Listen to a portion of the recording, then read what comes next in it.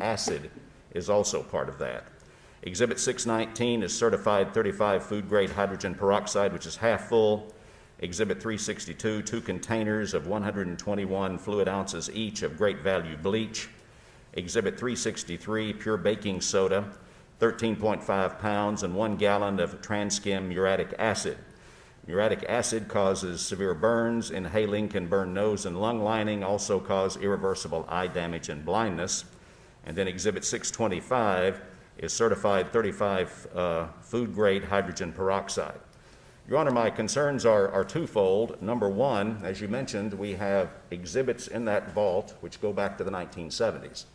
A lot of that evidence is still under appeal and from time to time could be brought into court for evidence. Should there be some type of explosion, and I realize that may be slight, but it is a possibility, you're looking at destroying a lot of evidence that would be key to people's appeals, but also just the opportunity for us to have a lot of damage. Even though we have sprinklers, those sprinklers are going to cause a lot of water damage.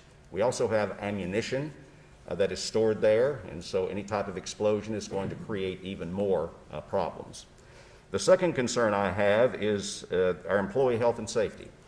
When Ms. Ogle went down with Sheila Meltebarger to take the pictures, and I have those here, which I'd like to present as an exhibit if you would like, showing exactly where they are. Ms. Ogle came back up to me and said that she had suffered a reaction which caused a severe rash on her feet and arms, and that rash lasted about an hour and a half. She did not have to take Benadryl, but just coming into contact with that had given her a rash.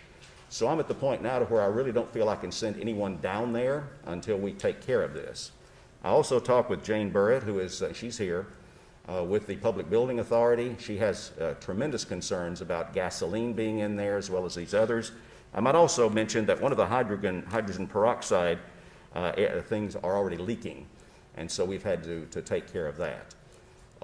One thing that we could do, as we have looked into this, my office, is we could bring in a chemical company to do an assessment of what is in these containers, provide that to the court. They could empty those containers, and then we could store the containers. Otherwise, if we are required to leave them as is or even maintain a portion of it, we need to move it out of that exhibit area and move it somewhere else in the building.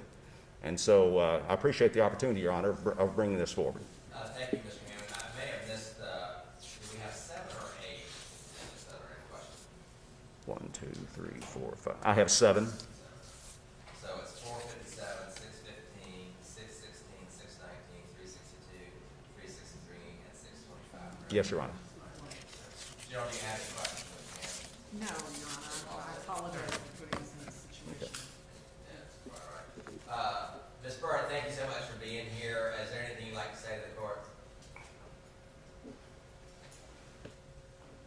Thank you. No, I'm concerned about them being in the building, obviously. I think if they have to stay in evidence in some sort of format, we need to put them in a large container, probably move them into a secured area in the garage that would not be flammable. But, okay, thank you.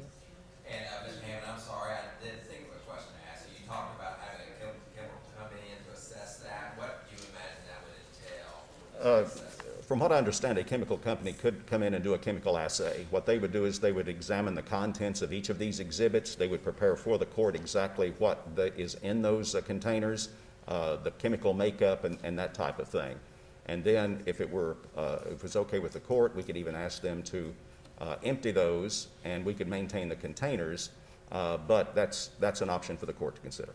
And do you have any idea what time frame we'd be looking at? I don't know. I haven't contacted anyone. That was just an option that was presented to us. Thank you, sir. Sure.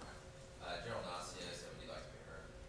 No, I mean, one other suggestion I could make is we could take just a sample, a vial maybe, of the liquid in each of the containers and maintain that. I don't know that it's necessary for the county to go to the expense of making an analysis. The defense never bothered to analyze these exhibits. They assumed that they contain what the state alleged they contain.